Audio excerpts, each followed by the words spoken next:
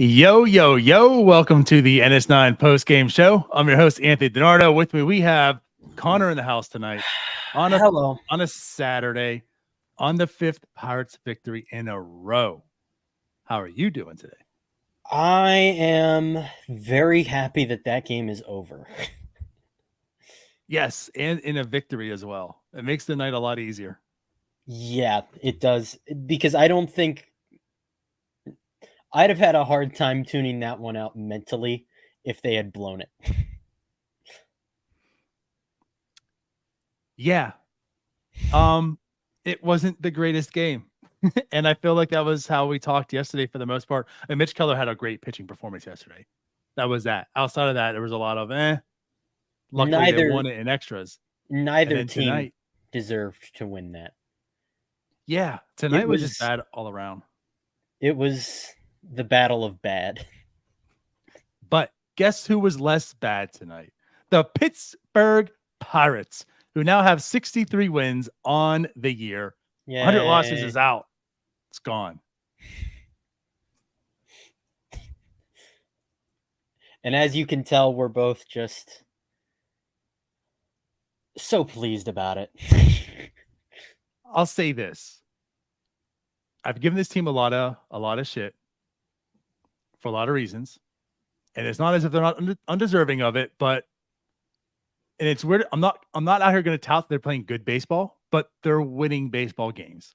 And I can't ask for much more because we know and welcome to the NS9 Postgame Show for this entire year. You're now seeing how this is a grind, right? So it's much easier to do these postgame shows when the Pirates win. And, again, mentioning as I was on last night and tonight now, both games are looking like they're going towards L's. Both games looking towards, wow, we are going to really lay into some people. And they won. So let's talk positively. And let's start off by the hero of the night, Joshua Palacios, once again, who has one role and one role only on this team, and that's simply to win baseball games. He's the anti-Jack Sawinski.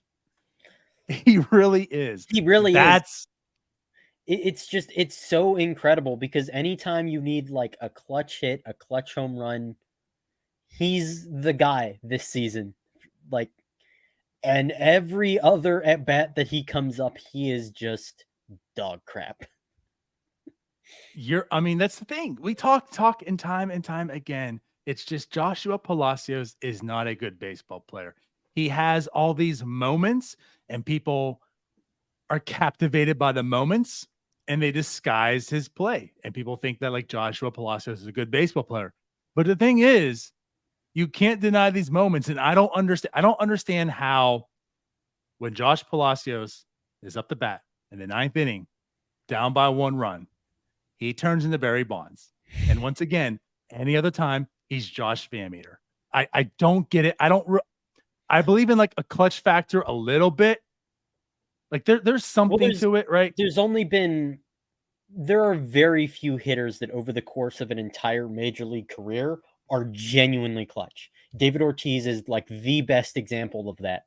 He, made a Hall of Fame career out of being bigger in the moment. He was. Move out the way, David Ortiz. Here comes Joshua Palacios. But it's not to burst anybody's bubble, but it is generally a fake stat. Being clutch is generally not a thing. So this it's very not sustainable, but I will absolutely enjoy it while it lasts. Yeah. I look at it more this way.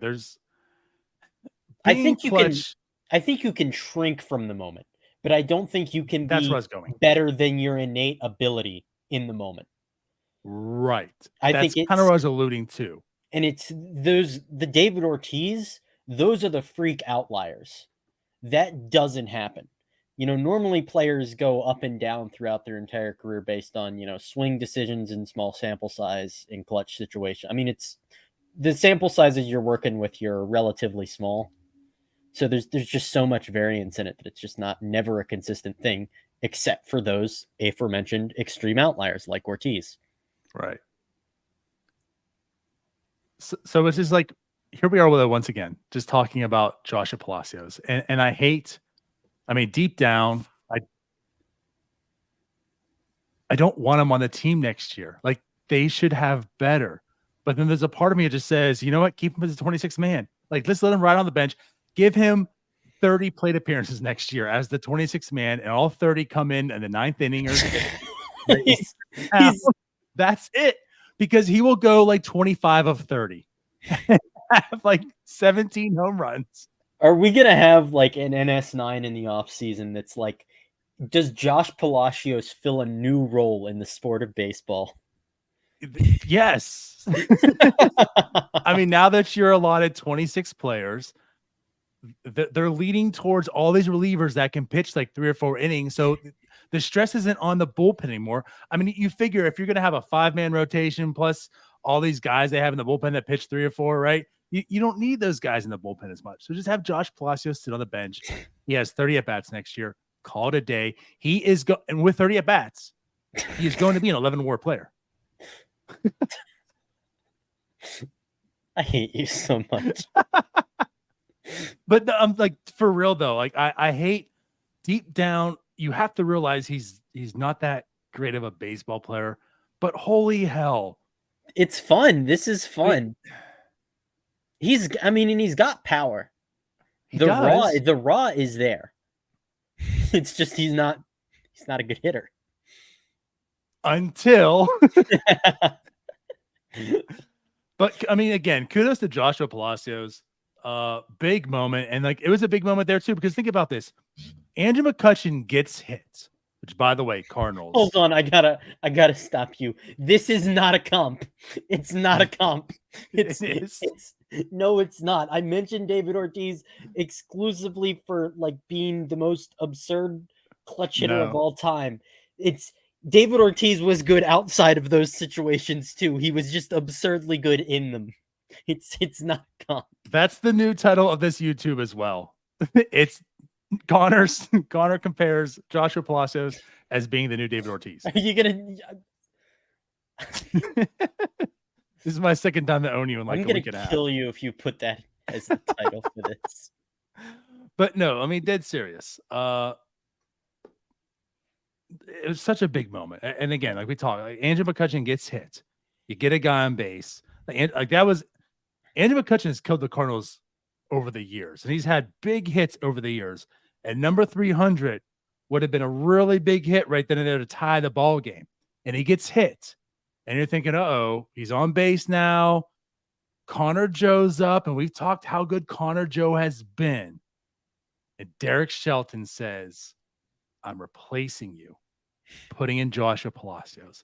And deep down, I said, oh boy, what are we doing here? Yeah, but then that little part of my heart said, but it's Joshua Palacios, and it's the 9th inning, and they're down by 1. And he came through. Connor, he came through. It did feel like the kind of thing in the moment that like didn't make sense. I know Joe's been worse against right-handed pitching, but he still has an OPS of like 731, which is better than Palacios has versus either platoon split. Right. So it was just like, it felt like playing the matchups when you don't have the players to play the matchup, but it worked. So I was ready to rip Shelton for that. So remember we talked about how this game, like last night game, was going towards a loss and you're going to lay into somebody? That was that scenario. Like that was part of it.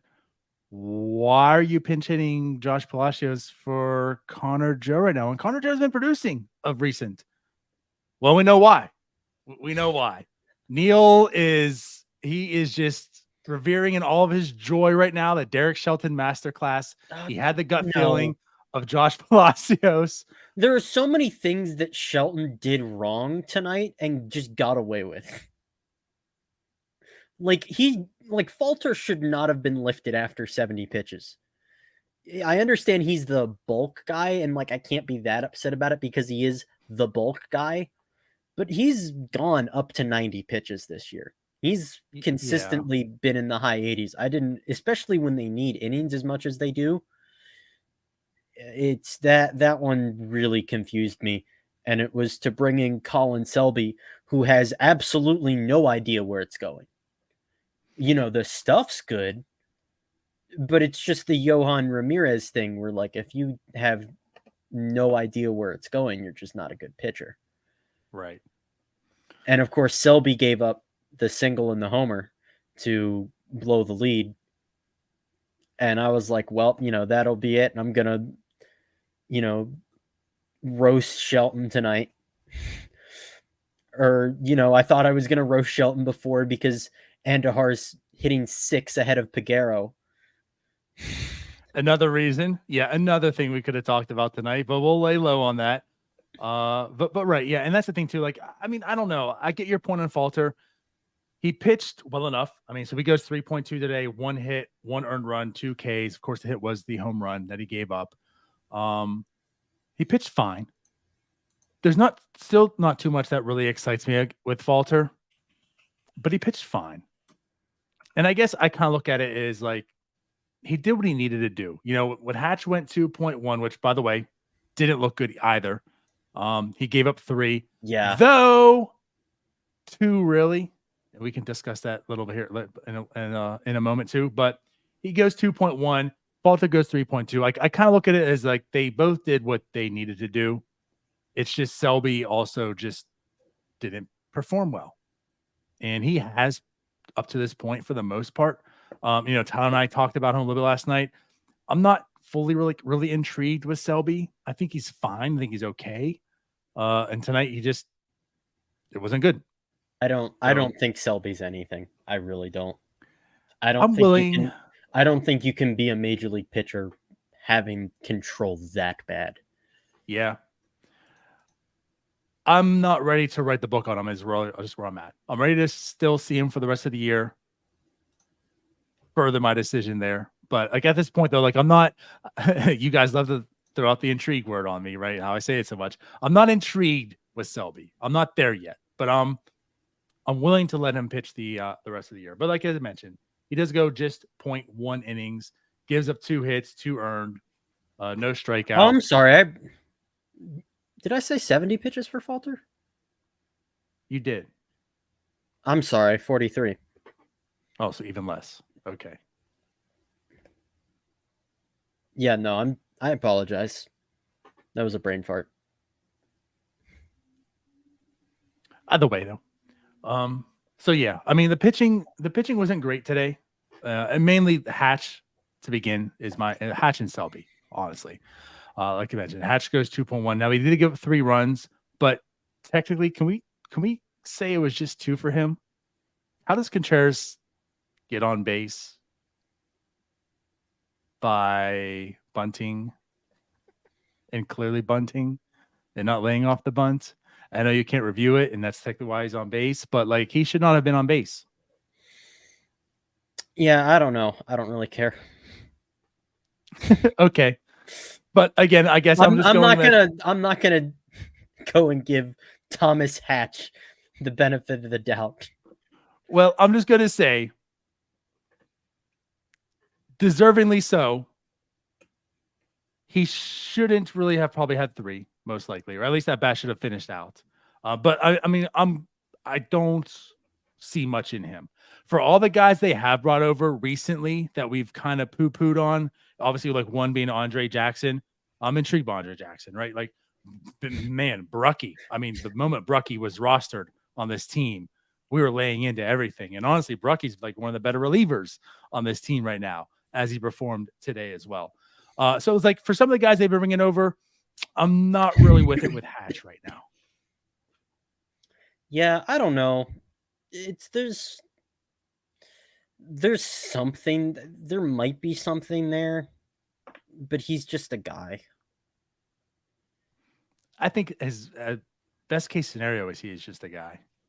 Yeah, I think the performance that you've gotten out of him is probably the best case scenario that you get out of a Thomas Hatch. They clearly went with him because of the extension. it's similarly to Bailey Falter. That's why they targeted him in the Castros trade. So he did have, I know back in 2020, Hatch did have a decent season as a reliever. But since then, it's been mostly as a starter before this year. But I don't know. There could be something, but your ceiling there is like the last guy in the bullpen. Yeah. Which, let's cut that out then. Yeah. And, also this is kind of why maybe you pick up someone on waiver claims so you don't have this situation today. But that's another topic for another day, maybe. I digress. But yeah, so again, the biggest thing today was Hatch and Selby. They didn't perform well. But I mean, it kept going back and forth. The Cardinals took a 3-0 lead right away. Pirates come back to get the lead. Cardinals right away get the lead again. When Falter gets the home run, Pirates come back. I mean, it was one of those games. Like I said, it wasn't a good played baseball game, but it was one that kept you kind of interested and the whole way through. And like I mentioned, the Pirates took the lead. Then they go down once again, and you think this game is all over with. Joshua Palacios hits the home run, and now you think the game's all over with. And Bednar's coming into the game, which is exactly why you think the game's all over with. And Connor, Bednar did not look too good tonight. No, he missing his spots a little bit. A little bit. Yeah, a little bit. I don't know. Yeah. It was... He threw a lot of pitches tonight. 24 in total. Really? Wow, because like... Wait, let me refresh. Let me just make sure that's correct. Yeah, 24. But it seemed like more than that. Yeah, no, because like the entirety of that was to 2 batters. Right. There was like 17 foul balls with 2 batters. Yeah, no, especially the pitch that Goldschmidt fouled off that was like 3 inches above the zone. I was just like, how do you foul that off, man? Just do us a solid swing and miss. Right. Yeah, I mean, so Bednar leadoff walk. Walks aren't good. Leadoff walk. You're only up by 1. And then he hits a batter. So again, like he's not looking sharp. He was missing a lot, as you mentioned, a lot of balls. And then, I mean, Newbar comes up, battled. I mean, I'll give it to David Bednar. Like, he battled as well. Like he fought through it. And that's the one of the things we talked, especially early in the season, I felt like even when Bednar wasn't on, the dude found ways to get outs and win the game. And that's like, again, what happened tonight. And I think there's a little bit of, I'm not worried, but he hasn't looked as sharp recently. I feel like there's more moments where he looks sharp opposed to he being sharp, and there's moments he doesn't. Yes, if that makes I would sense. Agree. But dude battles and he finds ways, and that's like I said, like the moments he was doing it early in the season, he would find ways to get out, and that's what happened tonight. He found ways. He got Newbar looking. Then he has Goldschmidt ground out to win the game. Yeah. And again, big sigh of relief because I did not want to have to after that awfulness of a game, I did not want to have to come on here and talk about a Pirates loss. Right. Yeah. I was nervous. I even tweeted, I was like, they're going to have to keep Palacios in so he can go ahead and home run in the 11th again. Yeah. Luckily that didn't have to happen. But no, as another Joshua says, he's not getting the many whiffs on the fastball the first half. And like, I'm kind of feeling that too. I don't know the numbers right now, but like just from memory, and even today, like he only had 1 whiff on 15 total swings. That's not just the fastball. He had none. 0 swing and misses, 9 swings on the fastball, but just 1 in total. Like, I don't feel like he's getting a whole lot of swing and misses these days. Yeah, it just the whiffs kind of weren't there. They haven't been there. The strikeouts are down a little bit. Are you concerned with it, or is this just not really? Because he's been good for 3 years, and he was extremely good in the first half. It's just, maybe that arm's getting. I'm not really worried. So I guess where I'm at, and this isn't like a total worry, and there's built-in excuses for all parts. But you saw his second half not being that good last year, which you can account for workload mostly, right? And you're kind of seeing it again this year, which I think you also can account a little bit for workload, a little bit, especially right now. But it's something I'm keeping my eye on. Like if he goes next year and has this happen again, maybe he's just not a second half dude. I mean, he's still good. Like I will still take David Bednar second half amongst many players, but like, and that's the thing too, like his first half, which is incredibly awesome. But you're seeing his first few months row. were Eric Gagne-esque. Yeah. Yeah. So like again, that's where I'm at. And like Jim here like said, our frame of reference for are we concerned about Bednar is like so unbelievably high that like he's not blowing games. He's, finding a way to get outs, and we're like, all concerned about him. I'm not. Again, I'm not, but I'm in watch mode. It's like this is on my radar right now. And again, as I mentioned, he's still a good pitcher. Like second half David Bednar is still good, right? Yeah. But I also think like as a Pirates fans and as this organization goes and such, we kind of need David Bednar to be perfect. That's kind of the problem. Yeah. You need him to be perfect. So when he's not perfect, it's like, oh shit. But anyways, again, just something to bring up of note is all I'm alluding to here. But okay, enough of the pitching. That's pretty much the game. What is your overall take? How about the offense here? Another multi-hit game for Peguero. He's just on fire.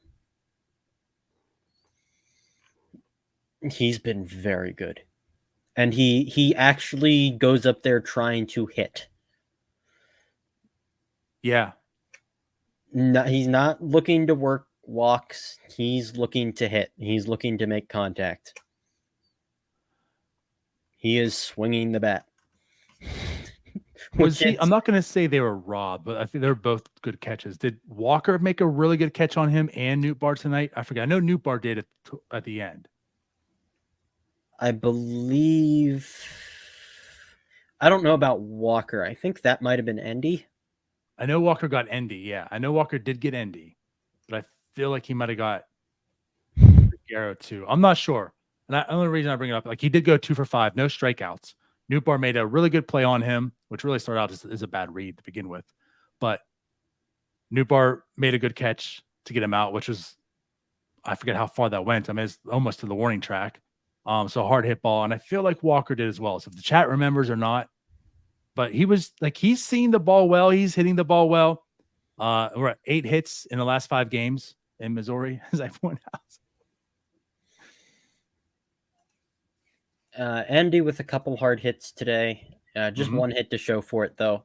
He's put together really good at bats. I don't know when the production is going to come, but I'm not worried that it's going to come because he looks like a major league player. He doesn't look like a 650 OPS player. That's fair. Also, to talk him up a little bit, good read on the Miguel Andor hit. I mean, he was at first base. Andor hits that double. Good read on it. He just took off, able to score. Big run there. Let's see who else. McCutchen had a really good day. 2 walks, 1 hit, 1 RBI, big RBI.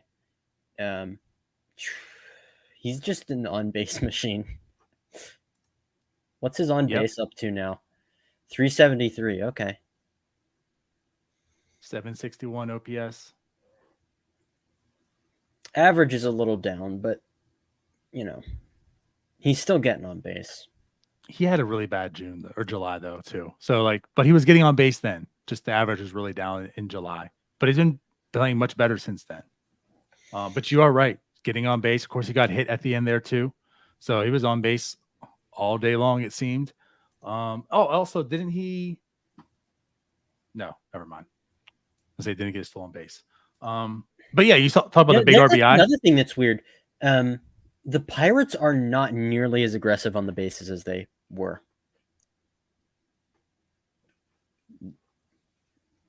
Yeah.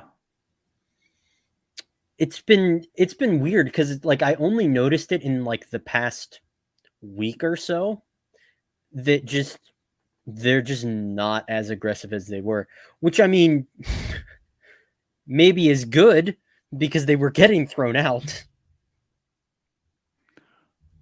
We know when the season started off, Hayes was getting caught stealing right and left. Bay was getting caught stealing right and left. But when you think about that, Bay hasn't been as aggressive, and he's been getting on base. I haven't really just noticed that until you mentioned it. But I think you're right. Like I don't. Oh, I'm Now, definitely granted, right. When you're getting on base and scoring a lot in April, you can steal a lot of bases, and when you're not getting on base like you are in June, July, and August, and September. Yeah, you're less apt to get risks. Right. But yeah, I think that's a good point. But at any rate, yeah, like I said, Kutch gets on base, a big RBI, like you mentioned, big RBI last night. So he had 2 really big RBIs in back-to-back games against the Cardinals. When he only had 3 in the month of June. So yeah, Kutch has been performing a lot better. Do we have to talk about Andujar's double? It was a big double. I don't know why he's here. He started the second day he's here. I think that had more to do with maybe Palacios, although he did pinch hit. But Palacios was scratched That's last the night. thing. I'm not. If Andujar's on the roster, like I'm obviously not okay with him hitting 6th ahead of Peguero. Like, if anything, hit him 8th. However, it's just I'm not that mad about him getting playing time if he's on the roster, because right now with Davis hurt, the situation you have is that if you start Joe in right field, then Rivas plays first. If you sit Rivas because he's awful and you play Joe at first, then it's Palacios or Andujar in right field. So no matter what you do, there's going to be somebody who is generally a waste of time playing. Yeah. Well, I would prefer that to be Rivas because he's the least bad out of all of them. But get Sawinski in right, Connor Joe at first, Bay at center. Yeah, Sawinski's doing a whole lot better. Yeah, I know it's a lose. I get it. Yeah, but so at any rate, I can't even force myself to get mad about it because there's just no way to win.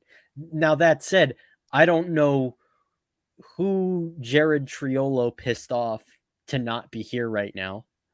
I don't know why Vinny Capra, Alfonso Rivas, and Miguel Andujar are all here over him when he at least showed he was competent in his time here.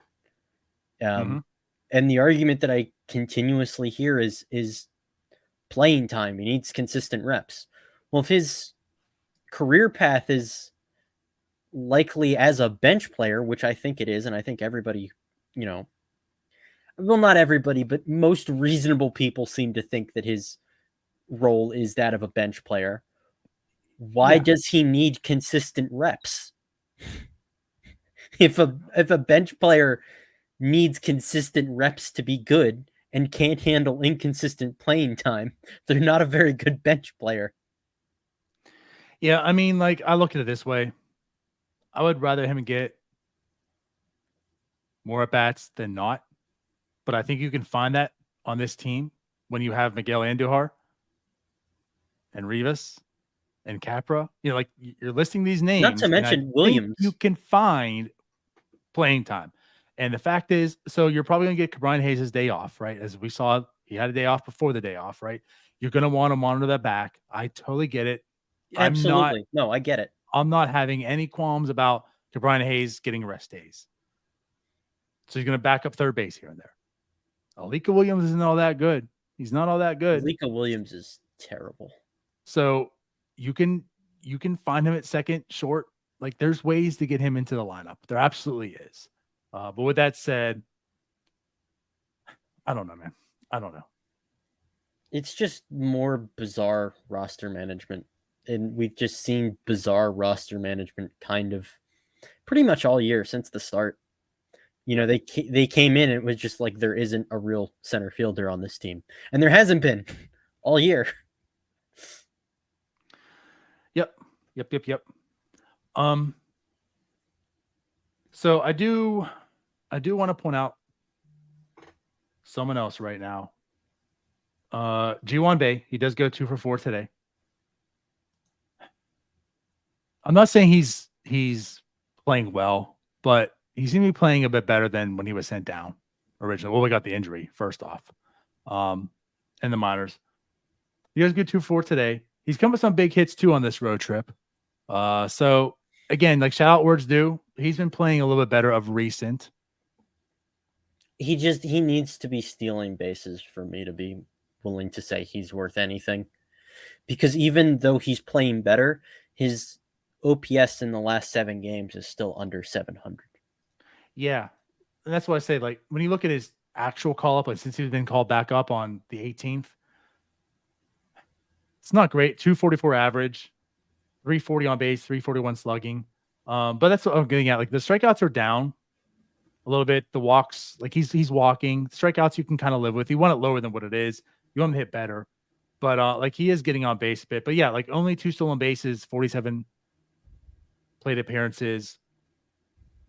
I feel like, yeah, like as bad as he was early, you still want to see him being more aggressive on the plate, on the bases. Sorry. Yeah, I don't know. I'm just like, even because I'm pretty convinced that this is G1 Bay's, that the current version of G1 Bay that we're seeing is the best it gets for him offensively. So he kind of needs to play a decent defense and steal a whole lot of bases when he's on. And he's just not doing the stealing bases part of that. Right. Yeah. So again, like, does that come down to a G1 Bay thing, or does that come down to a Pirates thing? Like you said, like the team hasn't been that aggressive recently, and the team overall hasn't been as aggressive, but he was getting caught stealing a lot because everybody knew he was going. Well, and he just was making dumb decisions too. I mean, let's be honest, he was just making some really, really dumb decisions. Yeah, he was. He forgot how to run bases, like literally. Oh yeah. Oh yeah. Like not even the stealing part, like just running bases, he was making some stupid decisions with. I thought this was going to be a positive show, DiNardo. Well, it is, but again, like to talk about Bay, like that's what he was doing previously. So that's why, like, there's still hope and optimism with him. Like that was really dumb stuff. So I don't know if that's why, like, again, is it the organization? Is it the team strategy right now? We're being super conservative now on the base pass, or is it the G1 Bay or whatnot? But like, you are right. I would like to see him being a little more aggressive. And with that, like, see if that is now gone, like the stupid mistakes he's been making, because I'm seeing less of that. Like there was really, really bad defense and stuff beforehand. And even though he made some really outstanding plays in the outfield, it seemed mostly is because it began by a really, really terrible read that led to it looking good. Right. And so far, very small sample. There hasn't been a whole lot of challenging plays, but he's looked confident in outfield again. Like I haven't seen terrible defense by him as of yet that I can recall. Terrible base running. You know, so that's what I'm kind of alluding to here. He is legitimately awful in the infield, though. He's like pretty unplayable there. But so far in his time up, where I think the first time he came up, you just saw moments where it was like, oh my God, oh my God. And I think he's at least mitigated that part, which is a benefit so far. But it's like the Jack Sawinski thing where it's like, if you're not swinging at all, you know, how do we know that you're never exposing that you can't hit? Yeah, we'll find out. So I don't know if he's like actually a better base runner now, or if he's just like they're never giving him the steal sign, and they've sat him down and like told him every time you take a stolen base attempt, you will be fined or anything like that, you know. Well, I want to see more out of him, so you can see if he has that, right? But again, all I'm going to with Bay is so far, it's been better than the first time up. That's a step. Yeah. Outside of that, yeah, like it is what it is. Wasn't too much here offensively. Again, it was when it was needed and those little At bunches least, here. yeah. But at least he isn't being picked off first base because that was a problem. yeah. Because he was just not very good at reading pitchers' first moves, which is something that if you're a would-be mass base stealer, you probably should be better at. Right.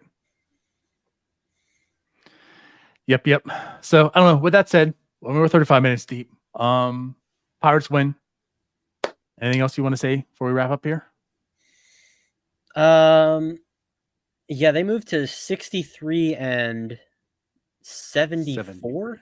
73? 74? I don't know. I actually don't know. Let me double check. I think 63 and 73.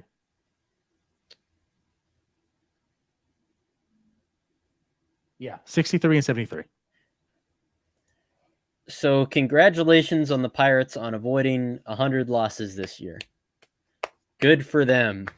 I know a lot of people are going to go, that's improvement. And I'm just going to, yep. From now on, I'm going to keep my mouth shut about that. This month will be interesting. I think it could be more interesting than they're giving us, but it'll still be interesting. Like, you still want to see how the guys that matter finish out, play out. And again, I mean, it is 5 wins in a row. Now, granted, it's the Royals and Cardinals. They're bad teams. But so are the Pirates, right? They found a way to win 5 games in a row so far. I mean, that's big. Like, they're winning. Like I said, I'm not finding – I can't go up here and say they're playing good baseball, but they're winning baseball games, and that matters. Like, like winning does matter for the stretch, and they are doing it. So, like, I'm giving them that at least, for sure. I'll give them that too. What I won't say is that this is the team that they are, because they're not. This isn't a 500 roster. They're playing above their heads. And that's fine. That's fine, and that's good. I will take that. It's just that a rotation with that Rob Z is opening games with and Cody Bolton is finishing them is not a very good pitching staff. It's just not. It's not even a competent one. Well, they do return tomorrow. Tomorrow, if this team lost 15 straight, would anybody be surprised?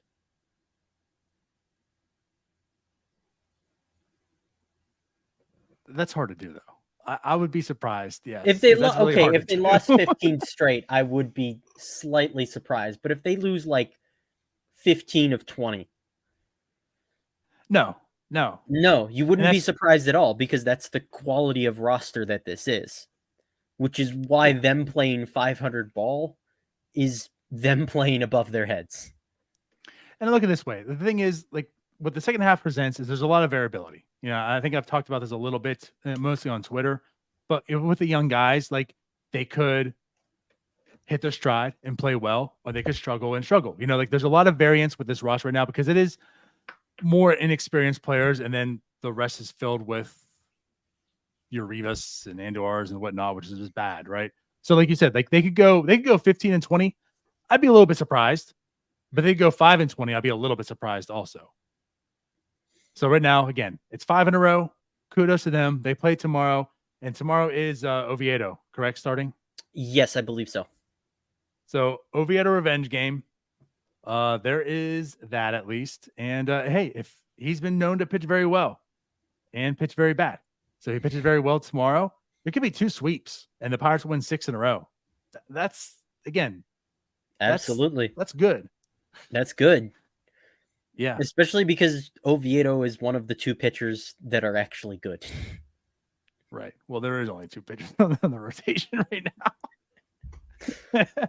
Are you telling me you're not intrigued enough by Andre Jackson to call him a real pitcher? We'll find out. Anyways, we'll see you guys tomorrow. Jim and Tyler will be on the post game. It's a 2:00 start, 2 something. Yep. So we'll see you then. Yep. Bye-bye. Peace. Hey, you all, thank you for watching. I know we try to provide the most entertaining content that we can, and we'd love to spread it to as many people as possible. So I know it doesn't seem like a lot, but if you could take the 5 seconds to like this video and subscribe to the page, it helps out so much more than you know. Thank you, and let's go Bucks.